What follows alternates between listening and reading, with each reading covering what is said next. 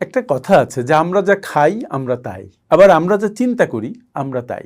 চিন্তা একটি অ্যাবস্ট্রাক্ট বিষয়, অবস্তুগত একটা বিষয়, চিন্তাকে দেখা যায় না। কিন্তু নেপোলিয়ন হিল তার বইতে একটা কথা বলেছে যে থটস আর থিংস, মানে চিন্তা আসলেই জিনিস।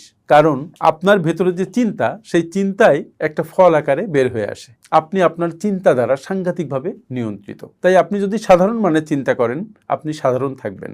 আপনি যদি অসাধারণ মানে চিন্তা করেন, তাহলে আপনি অসাধারণ হয়ে উঠবেন। তাই যদি আপনি অসাধারণ একজন মানুষ হিসেবে নিজেকে প্রতিষ্ঠিত করতে চান, তাহলে আপনার চিন্তায় পরিবর্তন আনা খুবই জরুরি। আপনাকে অসাধারণ চিন্তা করতে হবে এবং কনসিস্টেন্টলি অসাধারণ চিন্তার মধ্যে থাকতে হবে, কারণ সেই চিন্তাই আপনাকে ধাবিত করবে কাজের প্রতি, আর কাজ থেকে আসবে ফল। তাই আবার স্মরণ করিয়ে দিই, যদি আপনি একজন অসাধারণ মানুষ হতে চান, তাহলে আপনি আপনার চিন্তাকে অসাধারণ হিসেবে প্রতিষ্ঠিত করেন, আপনি অসাধারণভাবে চিন্তা করতে শেখেন। আলবার্ট আইনস্টাইনের একটা কথা আছে যে সব মানুষ চিন্তা করতে পারে না, চিন্তা করা খুব কঠিন কাজ।